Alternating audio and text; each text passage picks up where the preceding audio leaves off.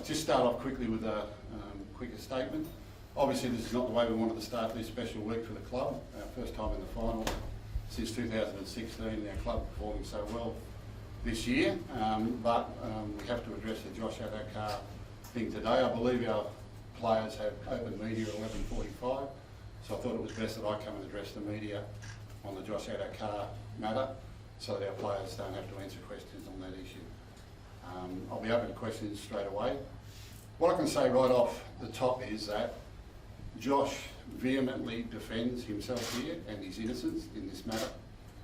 That as far as he's concerned, he's done nothing wrong, that he's taken no drugs, and he can't understand why he tested positive once at the scene of this roadside test on Friday night. However, putting the club first and the team first, Josh has made the decision to stand down from this week's game, not make himself available so the team can get on with its preparation and the media can get on with promoting the game. I think that's a great thing for Josh to do on behalf of the club and the team, but I want to emphasise that Josh believes he's completely innocent. He's been quite concerned about what's happened in the last 24 hours and can't understand how he's tested positive to this initial roadside test that he had. There were a number of events that went across the weekend. Josh came and reported this to us straight away on the Saturday morning after he'd been tested Friday night. And as far as he was concerned at the time, that would be the end of the matter. I'm convinced that when Josh left the scene of the roadside test on Friday night, that he was convinced that would be the end of it. And that's probably the way he represented it to us. It's probably been said that Josh in some way has lied to us or misled us. I guess there are degrees of truth, and Josh in his own way felt that this matter wouldn't be raised again, and that when he left the scene on Friday night that would be the end of the matter, and that was the way he left the police at that occasion. So I don't think he's deliberately misled me or lied to me. Probably didn't give me the whole version of what had happened there on the night, which I now have at my disposal. And the club will support Josh through this difficult time. Under the RLPA and CBA rules, we have no reason to stand Josh down from the game this weekend until the results of that last test is known. So there is obviously a backlog in these tests. This can take anything up to 8 or 10 weeks, which will be well after the end of the season. So we're not going to know, and I guess that'll be the truth of the matter, is what comes back with that test, which is the second test that was taken at the scene on the Friday night. There's a whole lot of conjecture and speculation around how this testing process takes. I believe that testing process has changed a little bit so far as the police are concerned in recent times, which was a little bit confusing to us, but it's been explained to us now and we know how it works. So at this point in time, we're looking after Josh and his family. We accept Josh's belief in his innocence and will support him through that process. Josh has also engaged lawyers in his own personal defence, but that's a matter for him to report on later. But so far as the short term is concerned, he won't be considered for selection this week because he stood himself down in the best interest of the club so the boys can get on with their preparation. Did did the police officer tell Josh that he tested positive? Yeah, so he had the initial roadside test, which I think is I don't know how they do that one, but which showed an indication for cocaine. Josh wanted to see it. He didn't think there was a very, very clear sort of reading. That was his interpretation of it. So he said, you're under arrest for the purpose of a secondary test. Now normally, and this is where it got confusing for us, normally that would be going back to a police station or to a mobile unit somewhere around where you go back and do a secondary test, and then they test to see if that's a positive to be sent off for analysis. It's changed a little bit now. They're able to do that test on the scene in the back of the police car. So in the short term, he was under arrest for the purpose of a secondary test. He was placed into the back of the police vehicle where they sat there for 20 minutes as he does this second test. And then I asked him what was the result of that test. He said there was no result. They don't give you a positive or negative at that time. What they did was seal it in a bag and said, that's yours. He said, yes. He said, if you haven't taken drugs, you've got nothing to worry about. But Gus, he said, the police officer said you've tested positive and he's telling you that he tested negative. He thought, yeah, that's right. That's the one part there that I said to him. In his mind, he felt it was inconclusive. That was the word that he used. And then on the second one, the bloke said to him, if you haven't done anything wrong, you've got nothing to worry about. He said he got out of the car, he went back to his car, there was still rubbish on top of his roof from the initial test. He said, boss, what do I do with this?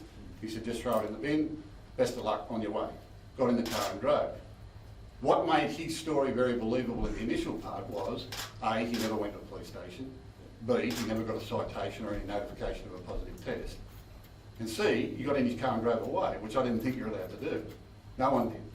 But that's how the last few minutes of that played out. So when he put all that into perspective, him telling me that the first test was inconclusive, the second one was negative, was believable. But that's in Josh's mind how it played out. Were police still at the scene when he decided to get in the car and drive home? He says yes, 100%. I've grilled him on that. And the police said, I've asked him that 100 times. you're good to go, you can drive. Good to go, you can drive. You're good to go. He had rubbish on the roof of his car from the initial test. He said, boss, what do I do with this? He said, throw it in the bin. He threw it in the bin. Thanks, boss, good luck, off you go. So that makes it think that that's why he thought, look, He left the I'm scene thinking we won't hear about this again. What for you, 8 years, you've been hanging out for this, and here we are, full-on news conference talking about drugs in sport. Where are you at on this? I mean, how do you feel about Well, this? it's a distraction for the media. It's not a distraction for us. You know, we deal with this sort of thing all the time. We get thunderbolts, we get injuries, we get personal problems, we have all sorts of things that a lot of time media don't even find out about. Our blokes are professionals. They get on and prepare for this week. I think Josh has done the noble thing by the team. He's put the team first and the club first. So he's not a distraction this week, which it would obviously be. We're aware of that. It would obviously be a distraction. And he wants them to get on and play well for this weekend. If you hadn't stood down, would you have stood him down? Well, that's a question I don't have to answer now. Has Josh spoken to the team? No. And how is Josh? Josh is upset. He's very, very upset. He's actually, he is very upset. It's kind of very, very frustrating for him because he believes in his own heart that he's done nothing wrong. He firmly denies taking drugs. Firmly denies taking drugs. And in fact, last week, for that being in his system on Friday night, he'd have had that sometime during last week taken cocaine, which stays in his system for 48, 72 hours. Well, 3 of those days he was here training, or he was doing community work, he was doing something else. So we're at a bit of loss too. But until that sample comes out, none of us are going to know. Okay, so say you guys win, let's hope you win. Right? We're here, just standing here next week. Will he play? I'll answer that next week. Guys, how did you feel about the way his interpretation of what happened, the way that was passed on to you the first time? We've had that conversation 100 times, 100 times. I think in his thought when he left the scene on Friday night that this would never rear its head again, that he wouldn't have to worry about it. And it was kind of like, I haven't done anything wrong, I haven't taken the drugs. The policeman said, if you haven't done anything wrong, this will be fine and you'll be sweet. He just didn't think that this would ever raise its head again. And that's how he interpreted it. Is there a precedent with false positives? I think Josh Reynolds might have been through a similar situation. That's why they have secondary tests, Yeah. because the first test, well, that's up to the police to decide. But the bottom line is the police are doing their job. They're protecting the community and they're doing what they have to do. Josh has been pulled over. He submitted for the test. He did the test. He did everything they wanted. He didn't get a citation. He wasn't booked. He wasn't taken to a police station. He was allowed to get in his car and drive home. For me, under the old system, that sounds like, what he's telling me is right. But it was never ever said to him that these tests were negative. Not the referee, The bunker. the policeman did say to him that you have a positive here for a positive indication of cocaine, which is, they don't convict on that one, they have to go and get the other one. So until we get that sample back, we really don't know. But that'll be but Josh is saying to me, I haven't taken the drugs. Gus, if Josh had told you that there had been an initial positive sample and essentially told you the full version of events, how would circumstances be different today? Would he still be playing this weekend? That's an interesting question. Under the CBA rules, we have no reason to stand him down, nor has the league in the integrity unit, who I've spoken to at length, have any reason to stand him down until that last sample comes back positive. So with that in keeping, there would have been no reason for us to stand him down and go through the normal process. I think with the Braden Trindle one, there was alcohol as well as drugs involved, and he self-reported and he pleaded guilty, and they got on with it that way. He went and did some rehab. Josh has at all times defended his innocence, And he said, I didn't take this, I didn't do it, which is why in his own mind he was convinced that when they let him go from the scene, that was the last we would hear from him. He could be stood down for misleading the club. You're confident that he hasn't done that? Well, that's the other part. You know, did he lie to us? Well, I'm convinced in Josh's mind that he didn't think we'd ever hear about this. So he probably didn't tell me the whole truth of the first positive or what he'd read. He kind of put that down to being inconclusive. That's why they gave me a second test. So in that, he hasn't handled that part of it very well. Do I think he was deliberately lying to me to mislead me? No, that's Josh. Yeah. Can I clarify, when you say he wanted to see the first test, was he allowed to then see it? He said he got a faint glimpse of it, but that's for Josh to work out with the police later on. I don't even know if he's entitled to see it. What the policeman said was, you've shown an indication, and that's all just an initial test. It's an indication to go and get another test. They put him under arrest, put him in the car, took the other test, sent that sample away. What I understand, that wasn't tested at the site, gets tested somewhere else. So it's a different sort of system to what I knew or what I understood the protocols to be. Plus, if he'd had a positive reading, do they let you get in the car and drive away? Well, they did. So all that made it very believable that Josh believed that he was okay and wouldn't hear about this again. Obviously, somehow it found a way into the media yesterday. The rumour mill started yesterday, which is why we put out what we did, because believing what we believed, we wanted to stop the rumour mill. It wasn't until later in the afternoon when the police put out their statement that it made the thing more serious. So we'll never get to the bottom of this until we get the results of that second test? Yeah, you might be waiting months. I might be alive when it comes to it. If that second test comes back positive, has Josh played his last go at the club? Well, that's something we'll deal with there. There are sanctions for that, and there is history and precedent about that. Then Josh would have to explain. If it comes back positive, Josh will have to explain to us how it got in his system, because he's adamant at the moment, and I mean vehemently adamant, that he hasn't taken the drugs. Gus, is he getting medical advice, is that right? Or did he go to his own doctor as well? Or? So Josh wanted to submit himself a blood test yesterday and rang our club doctor. Club doctor said you need a urine test, not a drug test. He went and had that done, yes, and I believe those results will be available this afternoon. How much weight that carries, I don't know, because if in fact he had this substance in his system before the weekend, it may well have been out of his system anyway. It's not going to carry any weight legally for him, but it was more him saying, look, I haven't done this, I'm prepared to undergo any test. All right? And he understands that probably people will be sceptical about that because there's a bit of a delay in what we're doing. But us internally, thinking about it too, when did he take this? But what part of the week did he take this, if he took it, given that he was here most of the time? He was still training with the side up until... He trained with the side. He limped off the field in the last 10 minutes of the Thursday night session. So he was playing up until Thursday night for the Saturday game. And he didn't rule himself out at that stage. Jonathan Sewer went on the wing for the rest of the session. And it wasn't until he limped in here on Friday morning. And he came into camp with the team, as a lot of the injured and suspended players did for that night. They went to the football with the coach to watch the Roosters in South Sydney play over at Addo-Carr Stadium. Josh has gone out, got in his car and been pulled up just down the road. And that's where all this has started. But I'm convinced, and I've spoken to him 100 times since Saturday, that Josh in his own mind thought that was the end of it. That when he left the scene, that was it. If he was in camp with the team, why did he leave, and did the club let anyone know that he left that night? No, I think he said he went down the road to get a phone charger at one of the Easy Marts or something like that. So it sounded pretty innocent to me. You got a footy game to play and win. That's why we're doing this today. Yeah, you think that you can avoid the distraction that is brought when the players can perform? Well, our players are professionals, so are the coaches. They'll just get on with it. I'll address the players shortly. And their week starts today, so they've had a couple of days a week off.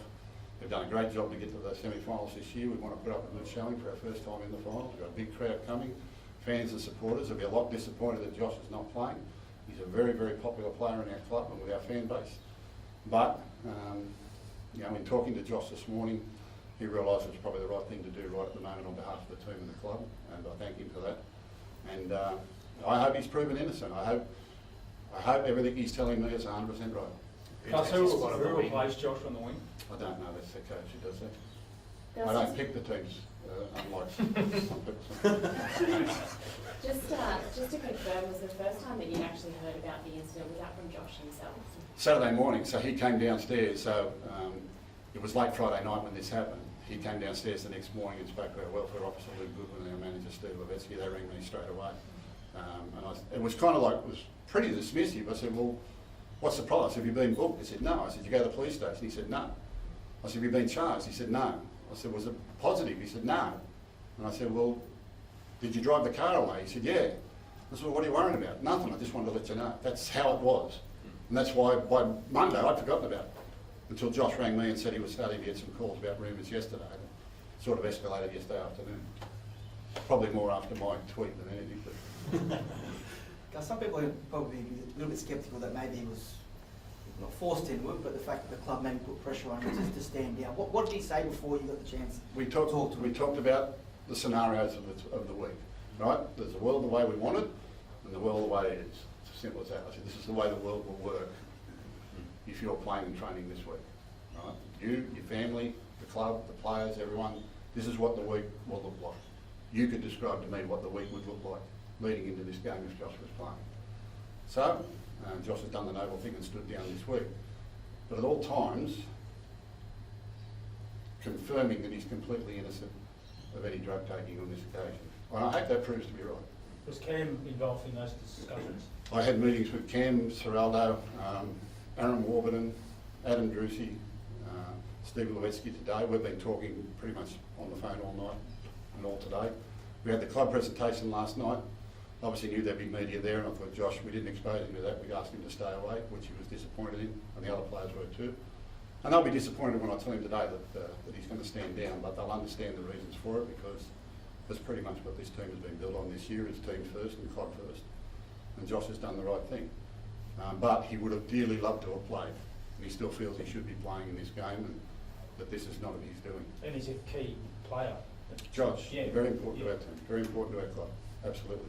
Gus, just to confirm, so Josh was in the meetings with yourself, with Drucy and... No, I met with Josh and Mario Tartak, his manager, last night at 5 o'clock, extensively, then again this morning, after I met with Aaron and Cameron and that, and then I came back and said, well, there'll be two scenarios here. We either play him or Josh stands down. They'll be the two scenarios that we decided on, and Josh has decided to stand down. Good luck. All right.